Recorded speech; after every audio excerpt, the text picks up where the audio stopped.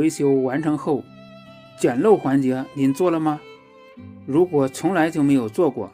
以后记住这个环节省不了，非常重要，它关系到人身安全问题。覆盖面板之前要检漏。燃气灶维修过程完成后，接通气源，先不要覆盖面板，先用少量的洗洁精加少量的清水做个泡沫剂，往维修部位抹一抹，或用专用的设备测一测。用明火检漏要谨慎进行，最后确认无漏气点再覆盖面板。这样操作能很大程度地避免安全事故的发生。哪种情况下不用检漏，可以直接覆盖面板？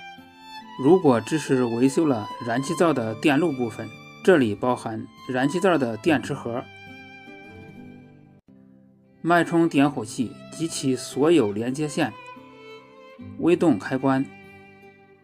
这些部分维修完成后，不用检测是否有漏气点，可以直接覆盖面板。维修燃气灶时，如果动了燃气灶的气路部分，这里包含燃气灶的炉头、燃气灶的喷嘴、燃气灶的2个阀体、燃气灶的电磁阀及燃气灶的气路通道，这些地方维修完成后，一定要做到确定无漏气点后才能覆盖面板，这个环节千万不能省。